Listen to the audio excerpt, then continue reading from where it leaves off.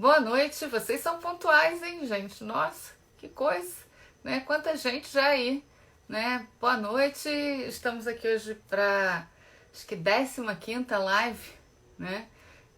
Do Conversas de Direito Administrativo. E hoje a gente vai falar sobre desapropriação.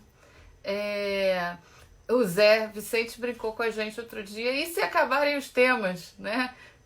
Afinal, a quarentena tá durando mais do que a gente tava imaginando. Eu falei pro Zé que eu acho que desse mal a gente não morre, não. Acho que a gente, se acabar os temas macro, a gente vai passar para os menores e subdivisões. Então, assim, acho que a gente tem, pelo que vocês já puderam perceber, a gente consegue conversar muita coisa, muito tempo, sobre muito tema ainda de direito administrativo. Essa semana foi uma semana até muito cheia para mim. Eu participei de um seminário, banca, então assim, tá sendo uma semana acadêmica bastante produtiva, muita atividade. Estou até com a cabeça um pouco cansada, né? Mas vamos lá, a gente vai falar de desapropriação hoje. Desapropriação pode despertar em alguns uma coisa que o Zé falou outro dia quando ele falou de bens públicos. Eu acho um tema meio chato. Para alguns, desapropriação pode ser um tema um pouco chato, um pouco burocrático, mas à medida que você vai trabalhar com desapropriação, você vai vendo a quantidade de questões relevantes que surgem em desapropriação. Eu vi aí que o André acabou de entrar, eu vou chamar o André. André, pede para eu entrar junto comigo, já que você não teve, a gente vai começar hoje com você. Já que você não teve aí na terça-feira, vamos começar falando de desapropriação. Mas eu queria, então, destacar isso, que a desapropriação tem algumas questões que são relevantes a gente discutir, até questões mais metafísicas até, sobre desapropriação. Ela está aqui. Vocês repararam, quem viu o post que eu fiz para apresentar o episódio de hoje, a live de hoje? Oi, André, boa noite. Boa Tudo noite. bem? Tudo bem? Beleza. Reparou que eu escolhi propositadamente, acho que tem uma outra pessoa que até elogiou, escolhi uma foto de um caso real que aconteceu na China. Que foi até espantoso porque isso aconteceu na China, tá? Mas é um caso de uma casa que ficou encravada no meio de uma obra de uma rodovia. Por quê? Porque provavelmente aquele proprietário se recusou a vender, ou se recusou a sair, ou conseguiu alguma ordem que lhe permitiu ficar aí. Para que a desapropriação é importante? Para isso, né? Eu, uma vez, acho que o André talvez tenha lido, eu li, lendo um texto na pós-graduação, era um texto de... Eu acho que era aquele texto do Coase, ou do Calabrese. Do Calabrese, aqueles textos primordiais de análise econômica do direito. E o exemplo que era dado era aquele Two Views of the Cathedral. Não é isso? Não é esse o texto? Two Views of the Sim. Cathedral? E naquele texto, meus alunos da pós que fizeram direito econômico comigo devem ter lido, um exemplo que ele dá de uma interpretação econômica para desapropriação, de interpretação econômica do direito, é um caso de desapropriação. Por quê, gente? O que a gente entende como fundamento para desapropriação? A gente vai dizer que fundamento para desapropriação é o artigo 5º, inciso 24, né, ou 25, 24, o artigo 25, inciso 24, que diz que o poder público pode desapropriar. O fundamento para que o poder público possa exercer o poder expropriatório no direito brasileiro está na Constituição. Né? Talvez nem precisássemos de um dispositivo específico, porque, se vocês já repararam, a ordem é garantia de direito de propriedade. Depois, 22. Depois, no 23, a propriedade entenderá a sua função social. E no 24, o poder público poderá desapropriar por utilidade, necessidade pública, etc. Então, a gente tem uma escadinha de dispositivos. Mas a gente podia sacar fora o 24, se parasse no 23, ainda assim eu poderia sustentar a existência de um fundamento constitucional. para o poder expropriatório, que é a função social da propriedade. Esse é o argumento jurídico. Jurídico na nossa ordem constitucional. Mas já pararam para pensar que a desapropriação pode ter um fundamento econômico? E que, na verdade, talvez o que explique mais o poder expropriatório do Estado seja esse fundamento econômico do que exatamente o fundamento jurídico? Poder expropriatório, isso é uma pesquisa que eu já fiz, ele é praticamente previsto em todos os estados. Mesmo os Estados Unidos, por exemplo, que são um país extremamente garantidor de propriedade, etc., o Estado pode desapropriar. Sempre os ordenamentos permitem essa competência expropriatória, do Estado. Está sempre lá previsto. E por quê? Por causa dessa cena do quadro, essa cena que eu pus aí, essa imagem, ela é bem ilustrativa de por que o Estado pode desapropriar. Porque os custos de transação deixados à vontade das partes podem se tornar tão elevados que atrapalhem o interesse público. A desapropriação é uma grande redutora. O poder de desapropriação é um grande redutor de custos de transação, porque o poder de desapropriação tira da esfera do proprietário o poder e a capacidade dele de resistir a essa vontade do Estado. Em favor de um interesse coletivo, o direito de propriedade cede. E aí, esse proprietário passa a se discutir exclusivamente o preço e não a vontade. A cena que eu botei na imagem fala de uma coisa que na economia a gente chama de holdout, né? O sujeito fica ali, a sua posição vai se valorizando. Ele usa o instrumento para valorizar a posição dele. Esse último, ele tem um potencial. Não fosse a desapropriação, esse último que ficou ali e se resistiu, olha o valor do direito dele. Olha o custo que ele está impingindo à sociedade porque ele está ali com aquela casa no meio da rodovia, atrapalhando o trânsito. Então, o poder expropriatório ele tem uma explicação econômica que eu acho muito mais interessante até do que a função social da propriedade. Claro que a ideia de função social da propriedade é relevante, mas a gente não pode ser ingênuo de achar que o argumento romântico da função social da propriedade é o único fundamento, é o único amparo do poder expropriatório do Estado. Eu acho essa ótica econômica para o direito de propriedade uma ótica extremamente legal. É uma ótica que explica muita coisa de por que em praticamente todos os estados é possível que haja uma subtração, uma subtração imposta da perda do direito de propriedade. Claro que isso não resolve todos os problemas, mas é uma maneira interessante de você olhar e enxergar esse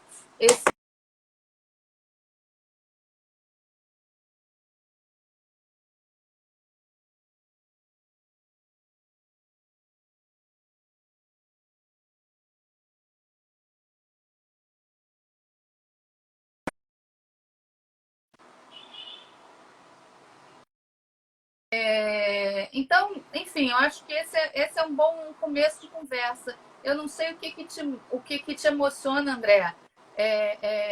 Estou ouvindo aqui, eu virei minha câmera, eu não sei o que eu fiz. Você apertou aí em cima. Aqui em cima tem umas setinhas lá no alto. Você deve ter apertado aí nessas setinhas, ó, sem querer. No alto do... Então, isso é que travou só o André para mim, né? Travou todo mundo? Isso aqui é um primeiro ponto que me voltou, né? Oi. Patrícia, eu acho muito interessante que me emociona. Eu acho interessante a sua abordagem como uma forma de diminuir custo de transação, como uma abordagem real, atual, né? Mas é interessante contrapô-la do ponto de vista histórico, como que a previsão constitucional de desapropriação como uma garantia, né? Assim, quando o direito assume para si uma preocupação em lidar com a desapropriação e prever explicitamente o dever de compensação, que tem lá na 5ª emenda da Constituição Americana, que tem no nosso artigo 5º 24, na verdade ele está prevendo uma garantia, uma proteção, porque a tradição do Estado era de tomada da propriedade, né? Foi assim com os judeus no nazismo, né? Foi assim com os judeus em várias fases da história, enfim, tristemente. Foi assim com a população carioca, quando, em 1808, Dom João VI chegou aqui com a sua corte, né? E 10 mil casas, eu até fiz uma pesquisa rápida, que foram 10 mil casas foram pintadas com as letras PR de Príncipe Regente, que foi interpretado pelo povo carioca sempre de bom humor, como Põe-se na Rua, naquela época. Então, quando o direito toma para si e diz, olha, a desapropriação é possível, mas ela precisa ser antecipada ou com um pagamento justo em dinheiro, né, como é hoje. Então, isso é uma garantia, né? Então, é interessante, do ponto de vista histórico, a desapropriação não com uma preocupação de funcionalizar a propriedade, mas com uma preocupação de reconhecer de que ela será talvez inevitável. Então, por isso, façamos previsões de garantia. E é interessante acontecer na China essa história da casa, porque é um Estado autoritário, né? Que deveria ser, olha, você não quer sair, amigo, tudo bem, vai embora. O cara chega com o trator lá, como já se fez aí em alguns lugares, né? Vai com o trator, passa o trator por cima. Mas, enfim, eu vejo a desapropriação assim. Eu gosto do conceito do Miguel Seabra Fagundes. Ele fala que a desapropriação é a substituição compulsória do objeto da propriedade, né? Você substitui o objeto da propriedade. Você, ao invés de ter o imóvel, você tem dinheiro. Então, você é uma garantia contra o confisco nessa linha do que eu estou querendo dizer, né? Porque no confisco o custo de transação é menor ainda, né, Patrícia? Assim, você bastava Sim. pintar na porta, põe-se na rua. Sim, Aí você não tem tenha dúvida. esse é custo sem custo de transação. Nessa pegada histórica, tem um outro dado que eu acho bem legal. Eu não me lembro mais por quê. Eu estava fazendo uma pesquisa e eu peguei, tem uma revista antiga, histórica, lá dentre as revistas da PGE, cujo objeto, os textos são todos relacionados às desapropriações da época da construção da Avenida Presidente Vargas. Eu não me lembro o número da revista, mas eu já tive essa revista em mãos algumas vezes. Eu acho ela bastante interessante, instrutiva, pitoresca. Os textos tem, na época, o prefeito do Rio era o Henrique Dodsworth, que dá nome àquela avenida no Corte do Cantagalo. Então, tem texto, tem um artigo do Henrique Dodsworth, tem um artigo do Gustavo Filadelfo Azevedo, que era procurador. Então, é muito interessante esse número. E uma coisa que chama muita atenção é porque algum artigo daqueles foi escrito logo depois da edição do Decreto 3365. E o Decreto 3365, da era Vargas, 1941, ele foi recebido pela administração pública, pelo menos por aquelas pessoas que compunham, como sendo algo que comprometia extremamente o poder expropriatório. O Decreto 3365 foi, a seu tempo, um instrumento enorme de proteção e garantia dos expropriados. Por quê? Porque se dizia, havia, pelo que está lá narrado, antes do Decreto 3365, não havia avaliação judicial. O valor que era pago ao expropriado arbitrado unilateralmente. Era o valor fixado por uma perícia administrativa, por um laudo administrativo. E aí, a dada altura, eu não me lembro se no artigo do Henrique Dodsworth, e ele contava como isso tinha impactado a construção da Presidente Vargas, porque tinha aumentado muito os custos da construção da Presidente Vargas. Que, quem não sabe, a construção da Presidente Vargas, ela levou uma quantidade enorme de desapropriações, né? Se vocês imaginarem que a concentração das ruas do Saara, ela seguia em toda a extensão da Presidente Vargas até o outro lado da Visconde. Então, todo aquele trecho do Campo de Santana, Avenida Passa ao Campo de Santana, foram centenas de desapropriações porque a dinâmica daquela região urbana era igual, não havia aquele espaço, aquilo era tudo ocupado. Então, ele narrava o desafio que foi a construção dessa via com a quantidade enorme de desapropriações que foram necessárias. Mas o mais curioso é que o decreto 3365... Pelo menos homenagearam Vargas, né, que editou o decreto.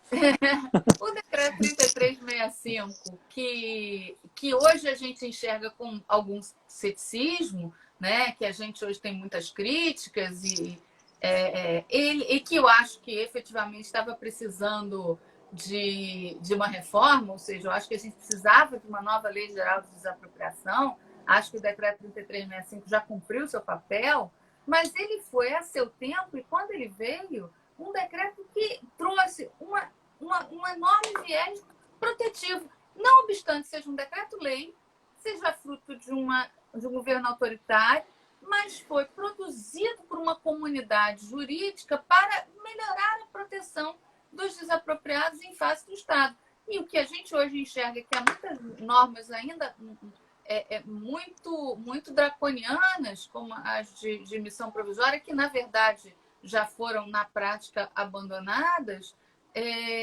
A gente vê que naquela época, no momento da sua edição, foi uma coisa inovadora e de proteção. Um outro ponto que eu quero deixar você falar um pouquinho, depois a gente chama o Zé, mas um outro ponto que eu queria destacar, que eu acho que é muito legal em desapropriação, é uma realidade que a gente não se dá conta. A gente está muito supremocentrado, né? O Supremo tem uma jurisprudência antiga sobre desapropriação. Até mais recentemente você encontra julgados de ministros mais novos, mudando um pouco isso, mas a jurisprudência ainda majoritária, pelo menos assim, do Supremo em matéria de desapropriação, é uma jurisprudência que foi fixada logo depois da Constituição de 88, e ainda nos anos 90, e é uma jurisprudência muito conservadora. Por exemplo, a matéria de missão na posse, transmissão de propriedade, transmite posse, não transmite propriedade, o momento para pagar o justo preço, enfim. O Supremo realmente... Mas o Supremo fixou uma jurisprudência conservadora nos anos 90 que foi completamente ignorada pelos juízos de piso, pela jurisprudência em primeiro grau. Isso mostra que começou a se portar a revelia desse entendimento do Supremo para entender que, para obter missão na posse, o poder expropriante, os expropriantes precisam depositar praticamente o valor integral, ou valor integral atualizado, a respeito do que diz o decreto 3365, um decreto-lei 1075 de 70, que trata de missão provisória em imóveis urbanos. Então, assim, e a respeito do que dizia a jurisprudência do Supremo lá na época ainda do Moreira Alves. Então, assim, é muito curioso a gente ver que existe uma dinâmica, e eu acho que os juízes de primeiro grau estão corretos, tá? Eu acho que a imposição de obrigar o expropriante a depositar o valor real para a emissão na posse é uma obrigação correta, que obriga a administração a não ser leviana com as desapropriações. A minha experiência mostra que o poder público é extremamente leviano em matéria de desapropriação ou inconsequente, porque, historicamente, porque se o político da ocasião não vai arcar com o custo da desapropriação, que ele vai jogar com um precatório que vai ser pago daqui a 15 anos, ou o que for, ele não é consequente, ele não se preocupa. E à medida que os juízes chamam a obrigação para obter missão na posse e depositar o valor integral, eles obrigam que a administração seja mais consequente com a decisão de desapropriar. Então, essa jurisprudência me parece extremamente correta. O poder público, para desapropriar, tem que fazer uma avaliação adequada do quantum e fazer uma avaliação que ele possa, num numerário que ele possa dispor. Então, isso é muito claro. Assim, a jurisprudência do Supremo, nesse caso, a jurisprudência do Supremo, a antiga, eu acho até que tende, embora esse assunto não chegue mais, por que o Supremo não mudou? Porque esse assunto não chega quase mais ao Supremo. A verdade é essa. E por que não chega? Porque praticamente não tem interesse. Porque nenhuma desapropriação de interesse de um político que tem uma vida útil de 4 anos, que sai de 8, aguenta um recurso ao Supremo Tribunal Federal. Então, há uma realidade pragmática, nas desapropriações que precisam ser resolvidas aqui, que não chegam recursos. Eu não me lembro de ter feito recurso de apropriação para o Supremo há década, porque não é para ser resolvido nessa via. Então, acaba que o Supremo também não tem muita oportunidade de rever a sua jurisprudência, porque o assunto deixa de chegar lá com frequência. Enfim, tem várias outras questões que são interessantes e que a gente só percebe na vida prática, mas eu quero deixar o André falar e depois eu vou chamar o Zé um pouquinho. Eu, para ser franco, Patrícia, eu desconhecia que os juízes de primeiro grau, eu conheço a jurisprudência do Supremo, né? Não trabalho com desapropriação e enfim, conheço a pesquisa do Supremo, eu conheço a jurisprudência conservadora dos anos 90. E é interessante esse descumprimento reiterado, então, mostrando que a Constituição, fazendo valer a Constituição, né? Que diz que tem compensação prévia, justa em dinheiro, é muito clara a Constituição. É uma regra, não um princípio, né? Tudo ou nada mesmo, e que tem que ser aplicado, né? Eu acho também, esse movimento, eu já fiz pesquisas do movimento sobre a vinculação à finalidade, né? Da desapropriação também, que é um pouco de, cada vez mais, existe essa vinculação à finalidade pela desapropriação, pela administração pública, né? Que começou mais atrás com a ideia com a distinção entre a destinação lícita e ilícita, e eu diria que a tendência é que só haja uma destinação possível, que é aquela na declaração do por interesse público, né? Eu acho que isso é uma tendência, ainda não é assim, mas eu diria que essa é a tendência, que o momento que a administração pública se vincula àquele fim, ela tem que levar até o fim. Não faz o menor sentido que você modifique. Claro, eu acho que talvez em casos excepcionais, do tipo uma emergência sanitária que indique que não é mais possível fazer uma escola, então vou fazer um hospital. Beleza, mas tem que ser motivado, tem que ser justificado, né, para que, preferencialmente, editando um novo decreto, né, para declaração de utilidade pública com a nova finalidade, né? Eu acho que essa é uma tendência forte, eu diria, das desapropriações. Eu fiquei pensando em tendências aqui do o que eu colocaria numa nova lei de desapropriações, né? Acho que é fazer valer o pagamento prévio justo em dinheiro, por exemplo, na questão da emissão provisória na posse. Acho que é fazer valer a finalidade, né, da desapropriação para que seja efetivamente cumprida. São duas regras básicas, na minha opinião, né, para que a gente possa sepultar de vez esse decreto da era Vargas por uma coisa que seja mais recente. Eu desconheço se há algum projeto de lei quente, né? Assim, com certeza tem projeto de lei, né? Projeto de lei tem para tudo, mas algum quente que possa valer, enfim. Temer, eu cheguei a receber um e-mail de um rapaz, talvez você conheça, ele estava trabalhando lá no Palácio Planalto, e um professor, eu acho, de processo civil, e havia lá uma comissão Sim. estudando enviar um projeto. Eu acho até, o Zé está falando, Temer tinha sim. Eu não sei se chegaram a enviar, tá, Zé? Eu acho que talvez, viu? Eu acho até que chegaram a enviar. Mas eu enviei para eles alguns textos que eu tenho sobre a matéria. Que eu tenho sobre a matéria. Ah, pois é, foi você que indicou, né, Zé? Ele me ligou. E eu mandei o material que eu tinha. Eu tenho alguns artigos sobre o assunto, comentando algumas coisas,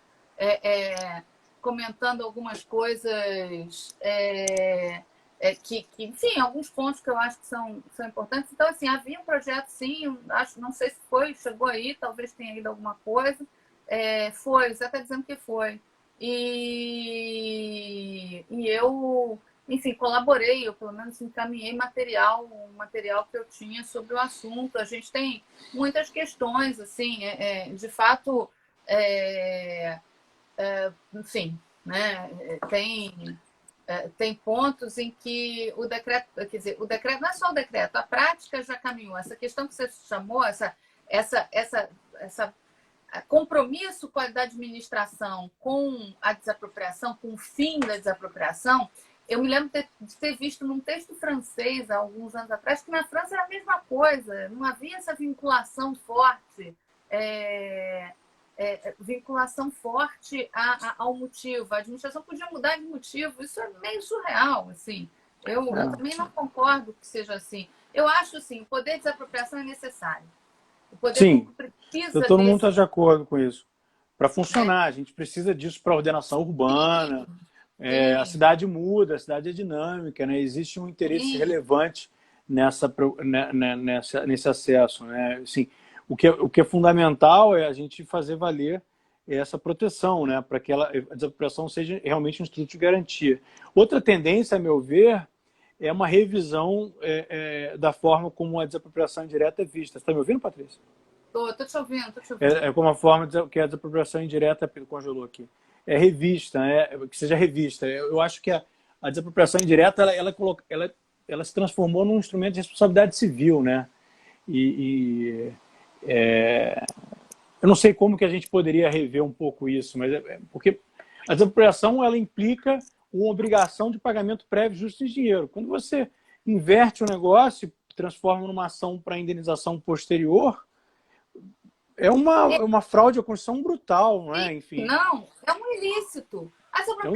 A desapropriação indireta, que é um eufemismo para um ilícito. Na verdade, exato, é um eufemismo para um esbulho praticado pelo poder público. Uhum. No fundo, por isso é que eu sustento, e tem quem afirme isso, que, eventualmente, o proprietário que se vê atacado por um ato de agressão à sua posse pelo poder público sem o devido processo de desapropriação tem direito, inclusive, à proteção possessória. Né? Ele pode se valer das ações possessórias.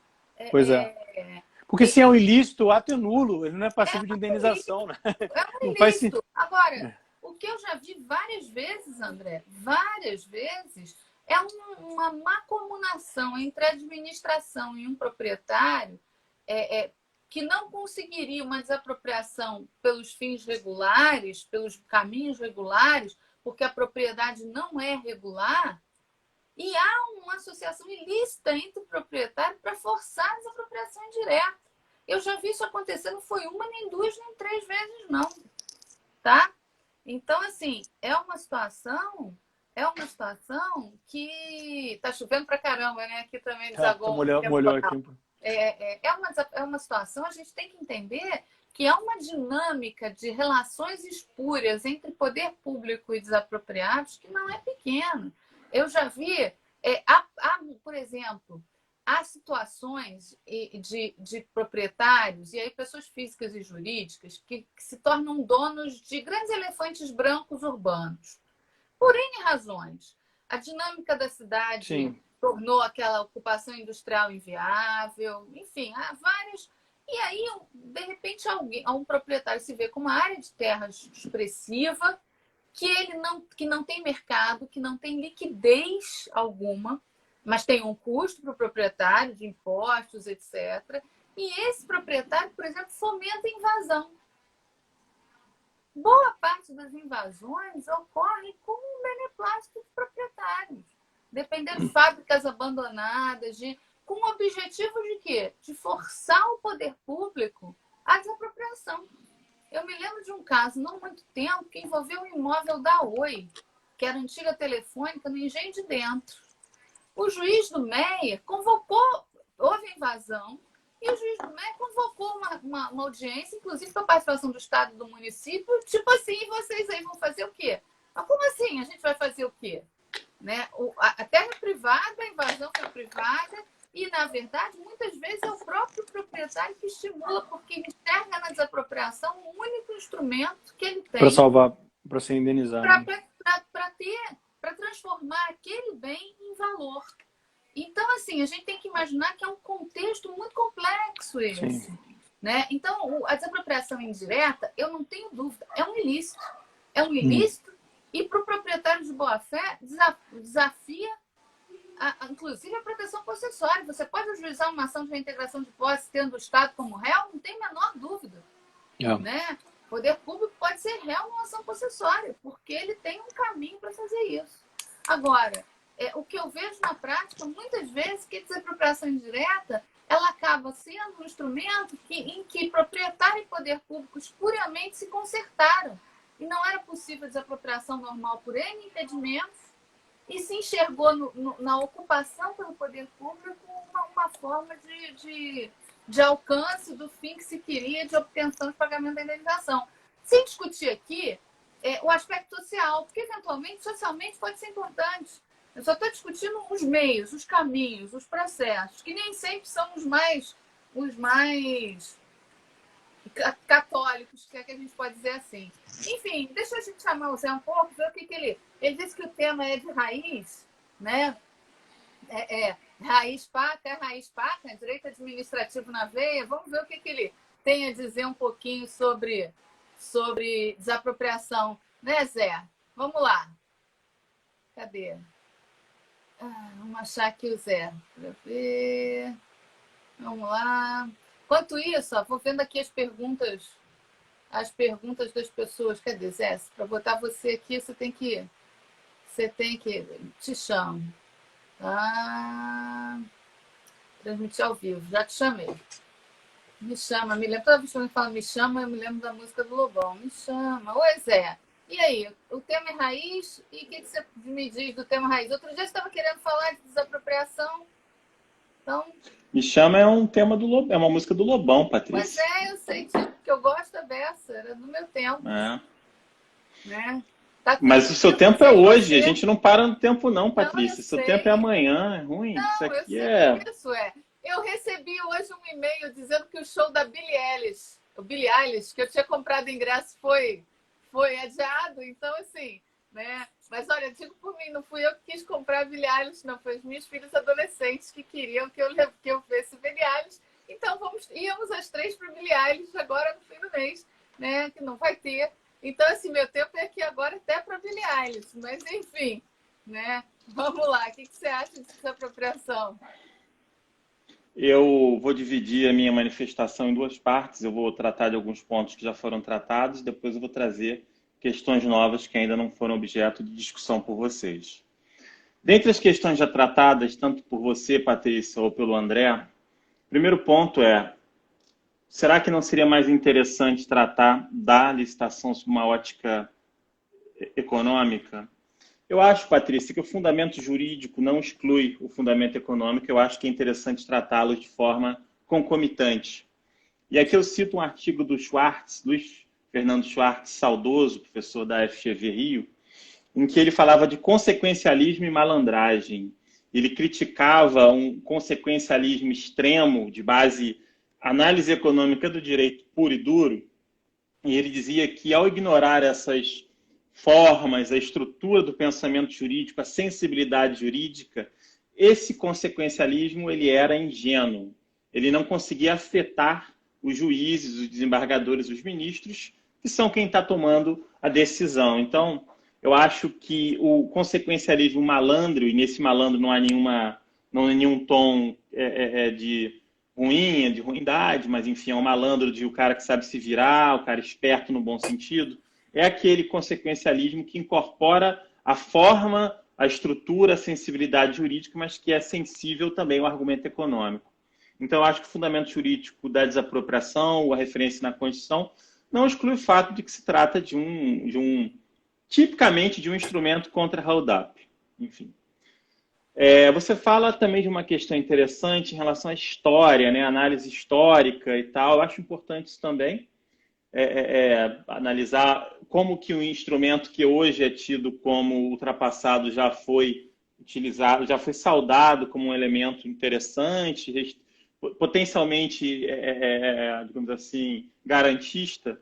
E aí que eu gostaria de destacar um ponto também bem en passant, que eu acho que existe um espaço para o uso da história na dogmática do direito. Eu acho que o argumento histórico, que é absolutamente menoscabado, ele pode ser utilizado em petição, ele pode ser utilizado como um instrumento propriamente dogmático, nesse sentido mais de voo baixo do advogado do dia a dia. Tem um artigo meu e do Christian Lynch que fala disso na dogmática constitucional, mas eu acho que o argumento histórico é muito pouco utilizado no Brasil. E aí a gente incorre nisso que você está falando, que é o tal do diacronismo, né? Quer dizer, você não olha para trás, você interpreta o hoje com o olhar, o ontem com o olhar de hoje, etc. e tal. Agora, um ponto mais específico, e não tanto metodológico, propedêutico, mas que tem a ver com licitação. Eu acho que a predestinação lícita é um absurdo, né? Então, isso não faz o menor sentido, cumpre que seja superada. Acho que há um caminho doutrinário antes de uma alteração na lei ou de uma alteração na jurisprudência. Como você bem disse, é difícil chegar no Supremo, né? há uma certa inércia dogmática, assim, doutrinária. Eu acho que é um papel da doutrina de ficar batendo nisso. Pelo contrário, para que então você declara a finalidade, né? Se qualquer coisa pode, se o poder público pode mudar de ideia, então vale qualquer coisa, enfim, é só absurdo. Agora, questões que eu trago, que eu tento trazer para a gente discutir aqui. Primeiro, uma questão mais conceitual, mas é uma questão conceitual que tem a ver com desapropriação.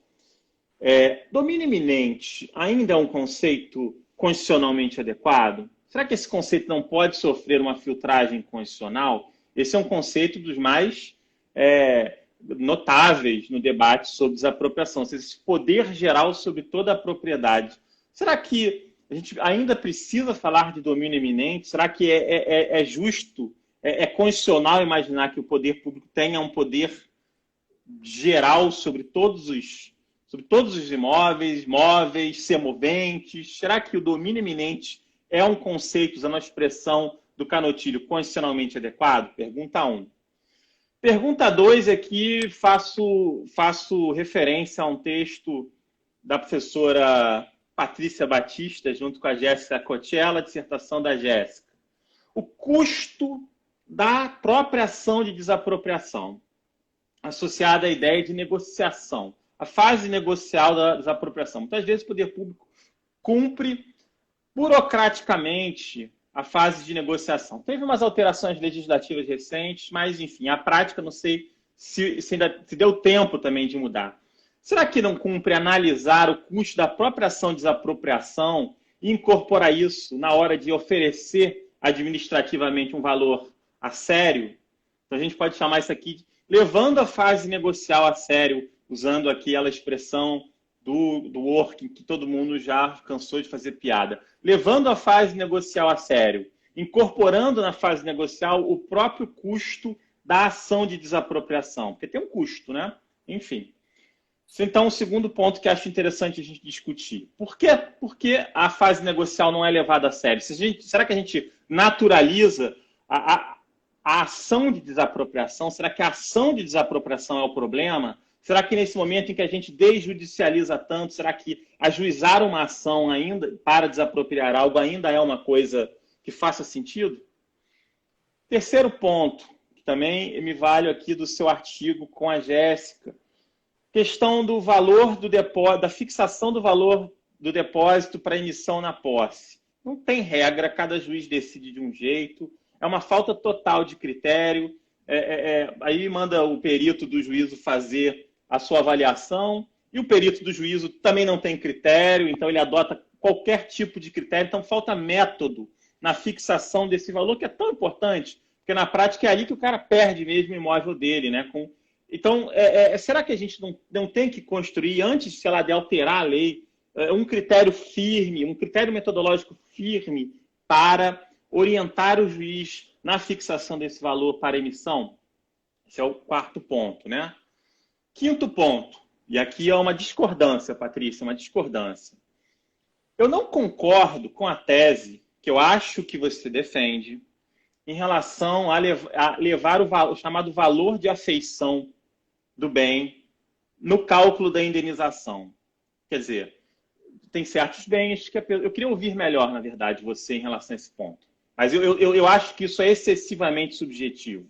Então, tem lá o exemplo da velhinha que tinha uma plantação, uma velhinha japonesa, da família japonesa lá, e ela tinha uma plantação de uma coisa, umas ikebanas, uma plantinha lá qualquer, e aí o poder público chega e desapropria aquilo, e de alguma forma parte da memória familiar daquela senhora, da família daquela senhora se perde, e você vai precificar aquele bem como você precificaria o imóvel do vizinho que tem uma plantação de laranja, que é simplesmente uma plantação de laranja. Então, levar-se-ia no custo da desapropriação chamado valor de afeição. Eu tendo a discordar desse critério, porque eu acho ele excessivamente subjetivo. E acho que isso vai levar a uma discussão infinita sobre eu levo a sério, eu amo o meu bem, na verdade, enfim. Todo proprietário tem um efeito dotação. A economia comportamental mostra isso, né? Todo mundo, quando é proprietário, começa a ter um valor para abrir mão daquilo que é muito maior do que o valor real daquele bem. Então, eu queria levar a esse ponto. E, finalmente, quer dizer, é uma discussão também que depende de lei, em alguma medida, né? E aqui eu me filio ao argumento do Bernardo Strobel e do Egon em relação à discussão sobre não poder discutir o mérito da desapropriação na apropriação de desapropriação. Isso é uma questão expressa na lei, isso está claramente na lei, mas eu fico pensando, quer dizer, o argumento para isso isso torna muito difícil, isso demora muito a ação de desapropriação. Será que se você entra com uma ação em paralelo a isso, e aí que eventualmente pode suspender a ação de desapropriação, será que no fundo você não tem formas de tornar, de embarrear a desapropriação com base numa discussão sobre o mérito da desapropriação? Será que não é injusto você empurrar o custo de judicializar a discussão sobre o mérito da desapropriação? Você pode entrar com a outra ação, mas vem cá, você está desapropriando o imóvel do cara e está dizendo assim, mas se você quiser discutir isso, olha só, é só contratar o advogado para outra ação, só pagar a custa por outra ação. Você pode, desde que você pague um pouquinho mais aqui. Será que é justo você empurrar o custo de uma ação autônoma que discuta o mérito da desapropriação para o cara que está sendo desapropriado? Será que realmente a gente não poderia, claro, de lege diferenda, ou quem sabe agora, dizendo que isso aí é inconstitucional, dizendo que isso aí viola o devido processo legal, ou sei lá o quê. Será que a gente não pode rediscutir a questão de não discutir o mérito na própria ação de desapropriação? Então, mais do que falar, Patrícia, eu quero te ouvir em relação a essas questões que eu trouxe aqui para você. Então, eu devolvo a palavra aí para você. Na minha adolescência, o vôlei era de longe o esporte mais popular. E eu me lembro quando eu tinha, sei lá, uns 12 anos ou o que for, alguém perguntou que presente que eu queria, 11 ou 12 anos, e eu quis uma bola de vôlei chamada Mikasa, que era uma bola de vôlei, que era a melhor bola de vôlei, etc. Enfim, eu sempre fui uma atleta sofrível, continuo sendo para qualquer esporte. Eu sou uma esforçada, desesperada, porque eu gosto de esporte. Eu só não tenho jeito nenhum para coisa, nenhum jeito, né? Mas eu vou fazendo no meu esforço aqui de praticante, tentar. O Zé levantou um monte de bola, eu vou tentar dar umas cortadas aqui e ver o que a gente consegue. E aí vou fazer fora de ordem. O meu argumento da velhinha sentimental, na verdade, não é bem esse, né? O meu argumento a Constituição usa um critério que é o justo preço, né? Todo mundo tem direito a receber uma indenização que equivale ao justo preço. A jurisprudência dos tribunais superiores e do Tribunal de Contas da União entendem que justo preço é igual a valor de mercado do bem. Esse é o argumento. A Constituição usa a expressão justo preço e a jurisprudência entendeu que justo preço significa valor de mercado. Isto praticamente inviabiliza o acordo. Ou dificulta muito. E aí entra no outro ponto que você falou, que é a questão negocial. Eu estou de pleno acordo. A ação de desapropriação é um desastre econômico, né? Não é do interesse de ninguém. Ninguém ganha. A ação de desapropriação, usando a linguagem econômica, é um jogo de perde-perde. Perde todo mundo. Perde os expropriantes, perde os expropriados. Não há um único vencedor. É um processo disfuncional. Garantidor, mas disfuncional. Porque ninguém sai ganhando ali. Todos saem perdendo. Não interessa, eu nunca vi uma desapropriação, a não ser que haja uma comunação, a não ser que haja interesses escuros, a não ser que haja peritos corruptos. O resto, se for uma ação em que todos estejam ali de peito aberto e boa-fé, todos perderão. Então, a gente tem que construir uma fase negocial sólida. E uma fase negocial sólida, para ter uma fase negocial sólida, a administração pública tem que ter alguma flexibilidade na fixação do valor, o arbitramento do valor a ser pago. E aí o que eu quero dizer? Olha, justo preço, se for só o valor de mercado, e se a pessoa tem custo de mudança? Você está tirando a pessoa da sua casa, ela vai ter que se mudar. Ela, às vezes, não encontra uma casa logo no primeiro momento, ela vai ter que alugar um imóvel. Isso tudo são custos da desapropriação que não são exclusivamente o valor de mercado do bem. Isso foi praticado pela prefeitura na desapropriação da linha amarela. E até hoje acho que o César Maia é capaz de responder a ações de improbidade, porque ele sofreu muito. Aí a imprensa dizia, prefeitura paga, porque havia condomínios de classe média alta em Jacarepaguá que tiveram casos desapropriados para passar a linha amarela. E as pessoas saíram, porque o custo de tempo na desapropriação também tem um custo. Você tem obra, máquinas mobilizadas, então às vezes você tem que dar um pouco mais para a pessoa de quem, no interesse da coletividade, se está desalojando do que só o valor de mercado do bem.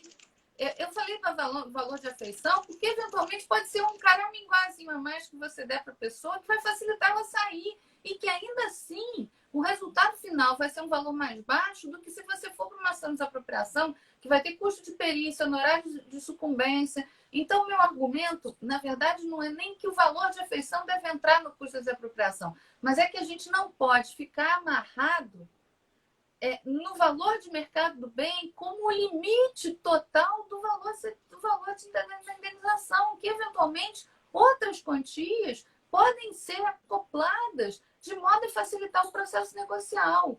Claro que isso é um risco, Eu acho que eu apresentei isso como tese num congresso da ANAP, mas nunca publiquei esse texto, porque eu acho que ele pode cair em mãos erradas, e em mãos erradas ele pode ter um resultado ruim.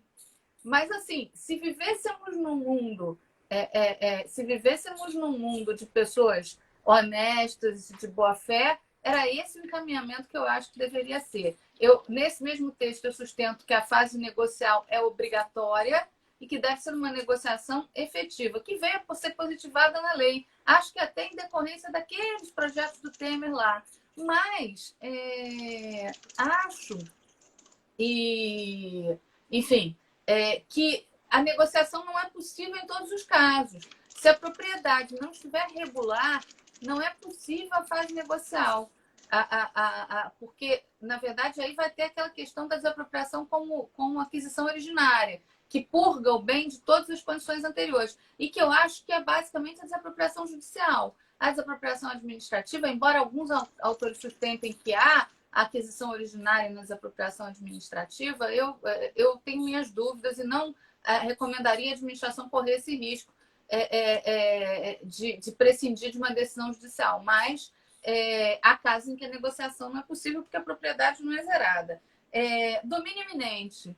Eu entendo que ele realmente não se presta, pelo menos não nessa questão de desapropriação, nem de intervenção do Estado na propriedade, porque há fundamento constitucional específico, a gente não precisa mais se valer do domínio iminente, mas ainda acho que a ideia de domínio iminente, que esse poder que o Estado tem sobre todas as coisas e pessoas no seu território, ainda tem algum sentido. Vejamos nós agora em tempo de pandemia.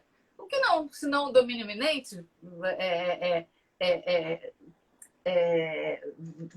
travestido de poder de polícia, que seria uma manifestação de domínio iminente, manda a gente ficar dentro de casa, né? Ou manda sair na rua de máscara. Então, eu não acho que o conceito posto nos seus devidos limites, etc., não com a coisa da soberania do passado, mas eu não acho um conceito totalmente absurdo, não.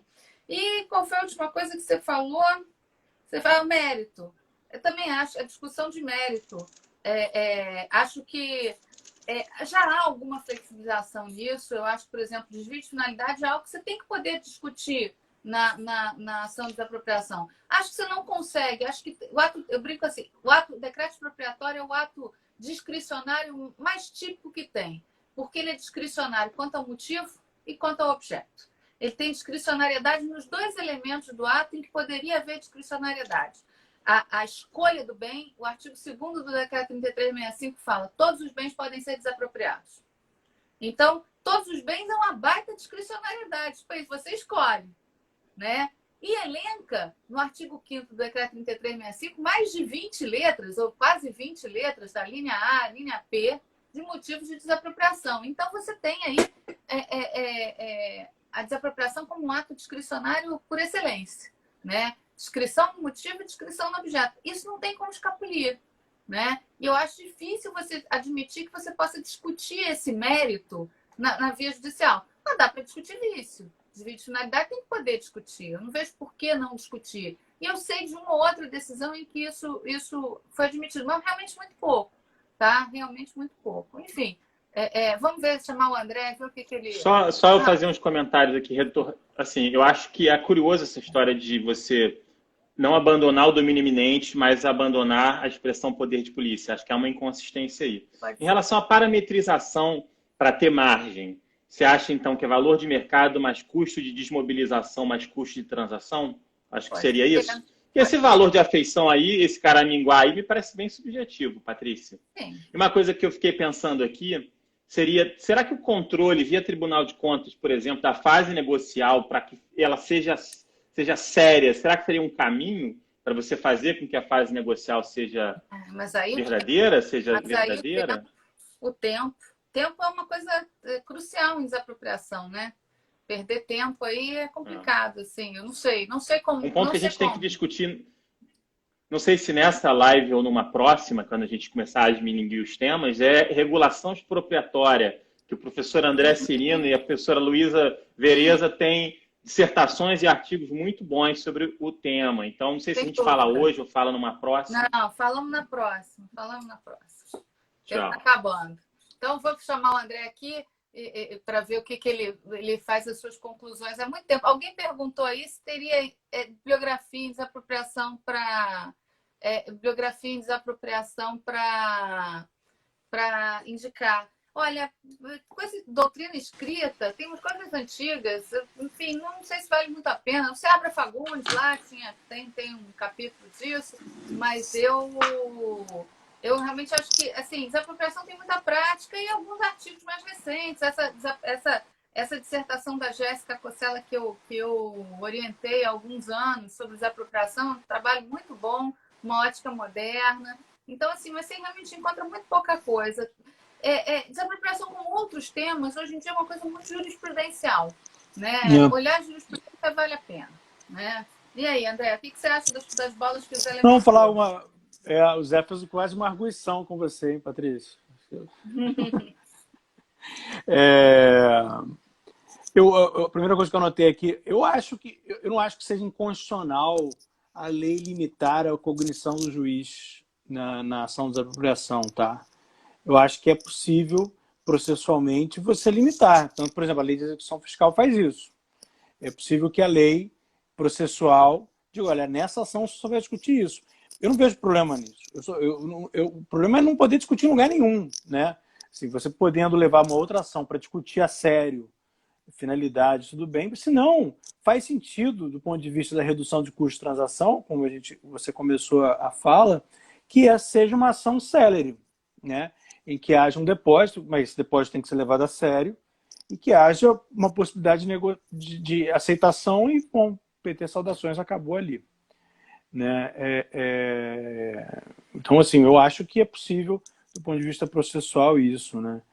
Quanto assim como a lei faz com a execução fiscal, por exemplo, eu não acho que seja inconstitucional a lei proibir, né, na execução fiscal, que haja uma discussão sobre o mérito da cobrança. Foi constituído o título, você está executando. Quase que a desapropriação, fazendo o link no outro ponto, é quase que um desdobramento executivo do seu domínio eminente. Né? Você tem a capacidade ali, você executa, e ela tem esse caráter executivo, né, de uma potestade estatal. O conceito de domínio eminente, né, é um conceito atrelado à ideia de soberania, que ainda existe. Não sei, assim, eu acho que é um conceito que está além do conceito, não é um conceito diferente, eu acho que é diferente de poder de polícia. Embora ele está mais atrelado à teoria do Estado do que à teoria do direito, né? Assim, então, eu acho que domínio eminente é uma ideia de soberania, enfim. Mas a gente não precisa, talvez o ponto, Zé, eu sei que você não vai responder, então fica bom falar. Talvez o ponto seja que o Estado tem a capacidade de substituir o objeto da propriedade das pessoas. Então, para isso a gente não precisa do domínio eminente, né? Talvez a gente não precise de uma teoria cheirando a mofo para isso, né? Então, talvez ele possa ser abandonado. Eu não sei. É uma discussão, né? É uma discussão interessante, né? Num primeiro momento eu já o meu projeto de doutorado, né, Patrícia, que foi a expropriação regulatória, ele tinha um capítulo sobre domínio eminente, mas eu apanhei tanto naquela arguição na prova que eu resolvi abandoná-lo, né? A professora Patrícia Batista era... A professora Patrícia Batista, vou contar uma fofoca, então. Ela, na seleção para doutorado na UERJ, né, meu projeto para ingresso era um projeto de doutorado sobre regulação expropriatória. E a Patrícia, ela me arguiu, ela trouxe questões que me deixaram tão atormentado que quando eu entrei eu falei, agora eu vou abandonar esse tema. E abandonei. Transformei num artigo que saiu lá na RDA em 2014 e abandonei. Mas todas as questões relevantes... Hein? Hã? Nunca entendi por que você abandonou. Não, eu fiquei atormentado mesmo. Eu falei, não quero mais isso não. Não quero mais isso não. Eu não tinha mais resposta e perdi, era normal. Eu acho que quase todo doutorando abandona o próprio projeto inicial, né? Acho que é muito raro um doutorando que vai com o mesmo projeto até o final. Eu não abandonei, não. Entrei e saí por projeto. Você é muito disciplinado, a gente não é não. Eu sou altamente caótico. Eu acho que eu acho que a maioria dos... Eu estou chutando aqui, né? Não sei se tem estudo, a maioria dos doutorandos abandona. Mas esse é outro tema, né? Da regulação. Também, regulação expropriatória é um outro tema importante. Só todo mundo abandonou, pô. Você que é muito CDF, vai até o final ali, a gente abandona. O Rodrigo Brandão abandonou. Eu lembro que quando eu decidi publicar, eu falei, pô, Rodrigo, eu estou pensando em abandonar. Aí eu vou publicar isso. Mas eu falei, se eu publicar, eu perco o ineditismo, eu não posso mais escrever como tese. Ele falou, é esse o incentivo que você está precisando. Eu também fiz isso, sabe? Eu transformei meu projeto em artigo. E aí, era esse o incentivo que eu estava precisando. Mas a gente vai fazer uma live sobre regulação expropriatória. Aguardem as próximas semanas de quarentena. O Gustavo Binemboim não abandonou, não. Ele também, mas ele é outro CDF, igual você, Patrícia. Ele é muito organizado, né? Ele também, o projeto dele de doutorado desde o princípio foi aqui. Na verdade, eu tenho uma história para contar. Eu abandonei o meu projeto antes dele virar projeto aos 48 do segundo tempo. Eu tinha um projeto, comprei um monte de livro, imaginava fazer um tema, assim, umas 2 semanas antes de entregar o projeto, eu falei, não vou falar sobre isso, não vou falar sobre outra coisa. E mudei, há 2 semanas de entregar o projeto, fiz um projeto totalmente novo e foi com esse até o fim. Eu realmente cheguei a abandonar um tema, mas foi antes dele virar projeto, assim, no papel. Ele era um projeto na minha cabeça, e cheio de livros que eu comprei para fazer ele, enfim. Né? A minha primeira ideia foi poder de polícia, que aí eu abandonei, e depois fui para regulação expropriatória. E aí todos os livros que eu comprei de poder de polícia, depois eu dei para o Gustavo, quando ele foi escrever a tese dele de titularidade. O Daniel está perguntando aí qual era o tema. O tema era controle judicial da administração. Eu pensava em fazer uma versão moderna do livro do Seabra Fagundes, o controle dos atos administrativos pelo Poder Judiciário, olhando por um tema novo. Mas, assim, eu cheguei à conclusão que era ambicioso demais, que eu não ia dar conta. E eu achei um projeto mais modesto para dar conta disso. Então, foi esse que eu abandonei. Enfim, gente, a nossa live... O tempo está acabando. Está acabando. A gente trocou um monte de ideias sobre desapropriação, tema muito rico, como vocês podem ver. E a gente se vê de novo na semana que vem. Muito obrigada aí pela audiência de vocês. Tchau, tchau. E vai ficar gravado. Alguém perguntou, tá? O Marco Antônio, nosso espectador frequente aí, grava e me manda e eu posto lá no YouTube depois. Beijo grande para vocês. Bom fim de semana. Tchau, tchau. Fiquem bem. Boa noite. Tchau.